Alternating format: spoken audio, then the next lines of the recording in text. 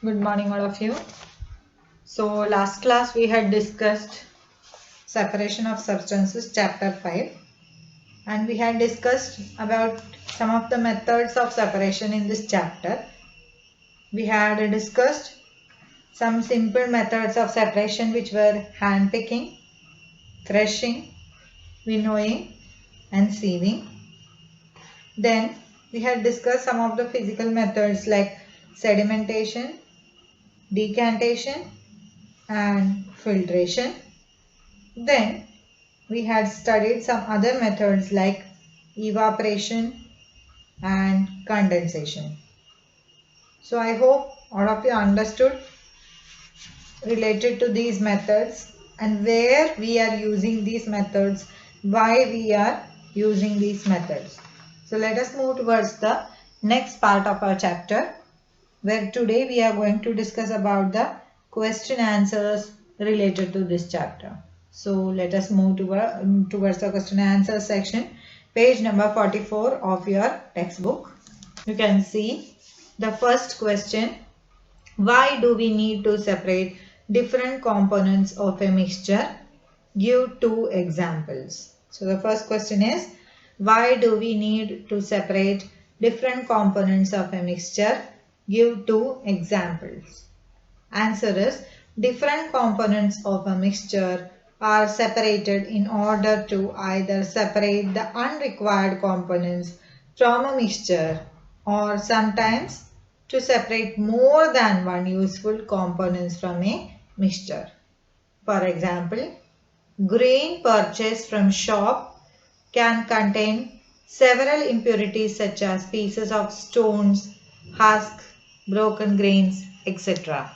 Thus, grain is separated from these impurities to make it edible. Similarly, after preparing tea, we strain it to remove the used tea leaves from tea.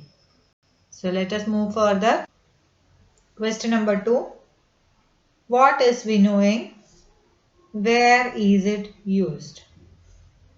What is winnowing? Winnowing is the process of separation of the heavier components from the lighter components of a mixture by wind or by blowing air. It is generally used by farmers to separate the lighter impurities such as husk particles from the heavier grains. Question number 3. How will you separate husk or dirt particles from a given sample of pulses before cooking? So the answer is, the dirt particles that are present in the pulses are removed by washing the latter with water. Being heavier, the pulses will settle down, and the dirt particles, being lighter, keep floating in water. This process is called sedimentation. The dirty water can be removed by the method of decantation, leaving the pulses at the bottom. Let's move further. Question number 4. What is sieving? Where is it used? Sieving is the method of separation of fine particles from bigger particles by allowing the finer particles to pass through the holes of a sieve, leaving the bigger particles in the sieve itself. It is generally used in homes to separate flour from impurities such as pieces of stone, stalk, and husk. It is also used at construction site to separate sand from small stones. Question number 5. How will you separate sand and water from their mixture? Answer. sand is not soluble in water. Hence, the mixture of sand and water can be separated by two methods. First, combination of sedimentation and decantation. Second, filtration. You do not need to write the full answer. You just write combination of sedimentation and decantation and filtration. Let's move further towards the next part. Question number 6. Is it possible to separate sugar mixed with wheat flour? If yes, how will you do it? Yes, it is possible to separate a mixture of sugar and wheat flour. This can be done by the process of sieving. If the mixture of sugar and wheat flour is allowed to pass through a sieve, then the fine wheat flour particles would pass through the sieve. The sugar particles will be retained by the sieve. Question number 7. How would you obtain clear water from a sample of muddy water? Answer. Clear water can be obtained from a sample of muddy water by the method of filtration. In this method, the sample of muddy water is poured through a cloth having fine pores or through a filter paper. Water will pass through the filtering medium, leaving behind the mud.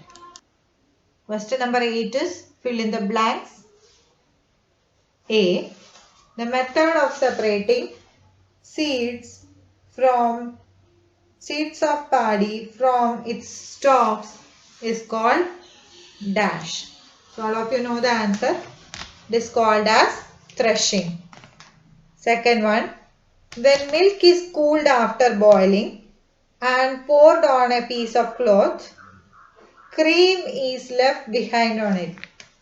This process of separating cream from milk is an example of filtration.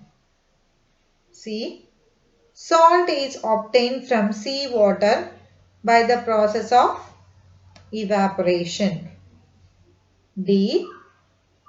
Impurities settled at the bottom when muddy water was kept overnight in a bucket. Clear water was then poured from top. The process of separation used in this example is called decantation. Next you can see question number 9.